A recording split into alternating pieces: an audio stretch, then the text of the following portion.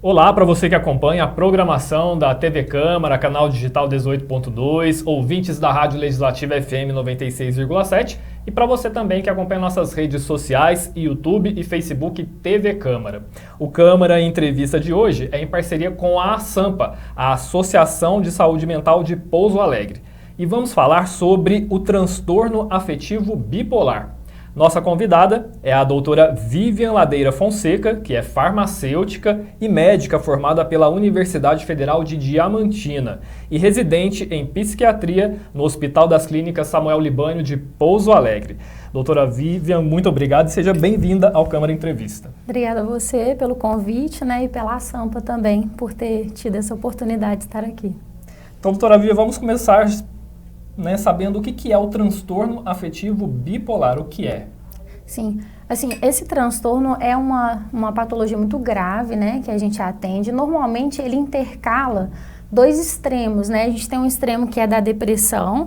A depressão quase todo mundo mais ou menos tem uma ideia do que é. A pessoa fica muito entristecida, ela perde o interesse pelas atividades que antes ela tinha prazer, Fica muito chorosa, pode ter alterações do sono, ficar dormindo demais, dormindo de menos, o apetite se alterna, pode chegar a ter até pensamentos de morte, Que é muito triste, algo com a qual a gente faz de tudo para proteger, e cuidar. E tem um outro extremo. Esse outro extremo a gente chama de mania, que não é mania de virar o chinelo, A mania, ela é um estado também, configura vários dias, meses, em que essa pessoa fica eufórica, Muito cheia de energia, ela não dorme muito bem, ela fica sem apetite, inclusive, pode ter uma sensação de grandiosidade, de achar que ela é melhor que todo mundo, E isso pode levar ela a ter atitudes violentas, como agredir familiares, a gastar, dinheiro muito além da conta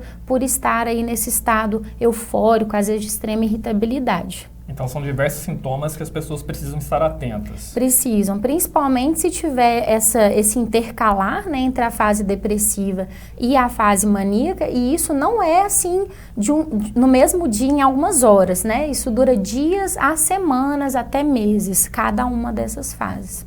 E o transtorno ele acomete pessoas de uma certa faixa etária, a partir de qual idade é mais notado? Então, ele pode aparecer em qualquer fase da vida. Porém, a gente já observa desde a adolescência, aquela criança, aquele adolescente, A adolescência é uma fase realmente que nos chama a atenção, porque aquele adolescente já vai começar a manifestar alguns sintomas. Costuma ser um quadro predominantemente depressivo. E ao passar dos anos, o psiquiatra e o psicólogo atentos, observando essas mudanças, então eles conseguem ver quando a virada, que a gente chama de virada, ela acontece. E então essa criança pode ter esse episódio de mania ou de hipomania e a gente percebe então que se trata do transtorno afetivo bipolar e não unipolar. E como é feito o diagnóstico desse transtorno, doutora? Certo. Ele, infelizmente, a gente não tem um exame, uma tomografia ali para bater, inclusive, muitas vezes, quando a gente faz o diagnóstico, o exame de imagem, como a tomografia e ressonância, ele está sem alterações mesmo, então é um exame, é um diagnóstico clínico que nós fazemos com todo cuidado, avaliando cada um desses critérios diagnósticos, Preferencialmente, a gente tem um guia entre os nossos psiquiatras que se chama DSM, é um manual diagnóstico, mas a gente vai além, obviamente, desse manual. Mas esse manual é um bom norteador para a gente ver se a pessoa preenche todos esses critérios. Então, é um diagnóstico clínico, é uma avaliação igual eu estou aqui conversando com você.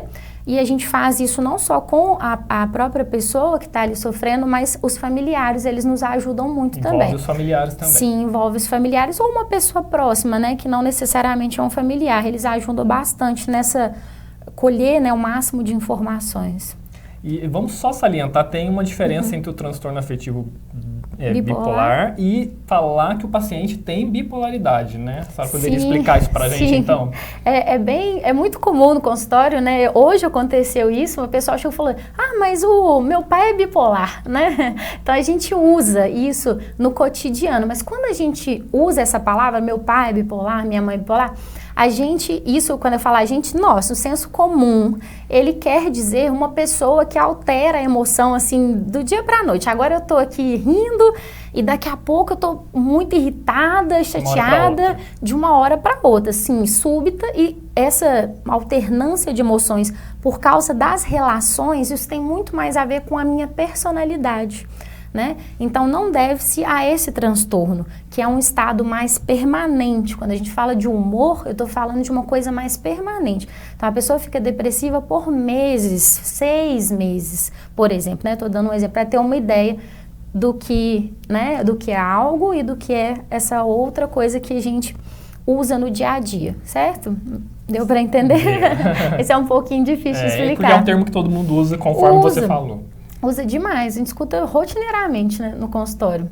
Agora, qual é o tratamento para o transtorno afetivo bipolar? Certo. Essa é uma doença que, apesar da gravidade, é uma doença que a gente consegue, muitas vezes, estabilizar bem esse paciente. O paciente que pode ser produtivo, pode voltar a trabalhar, pode restabelecer as relações dele com a família. Porém, é uma doença crônica, então o tratamento é pelo resto da vida.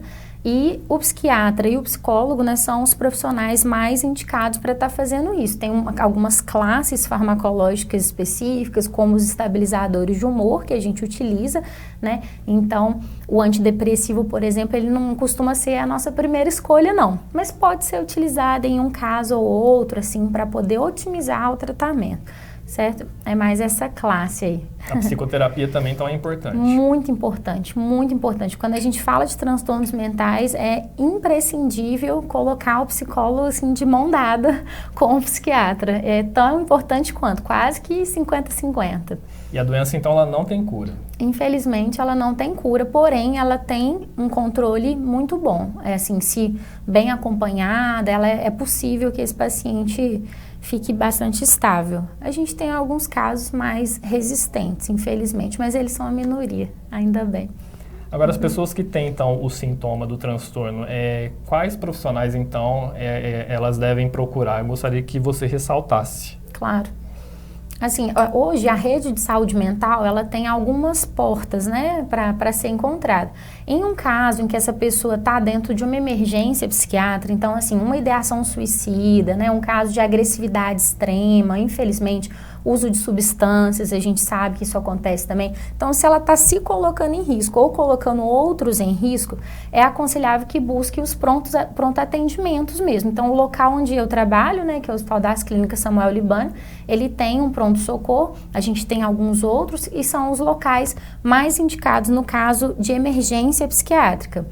Mas se essa pessoa, ela não chegou a esse ponto, percebeu que começou a ter essas alterações de depressão, né, não tem prazer por mais nada na vida, aí ela pode buscar ou o psicólogo ou o psiquiatra, porque esses profissionais, eles também conversam entre eles. A gente tem o CAPS, né, que é o Centro de Apoio Psicossocial, que funciona muito bem aqui na nossa cidade, com toda uma equipe ali para estar... Serviço municipal, né? O serviço municipal. Então, o CAPS, ele pode fazer o que a gente chama de acolhimento, escutar esse paciente, entender qual que é a demanda dele e, a partir daí, direcionar para um profissional mais adequado, né? Certinho. É basicamente isso. Doutora Vivian, então, muito obrigado pelos esclarecimentos e a participação aqui no Câmara Entrevista. Eu que agradeço. Muito obrigado. E o Câmara Entrevista fica por aqui. A gente te espera no próximo programa. Até lá!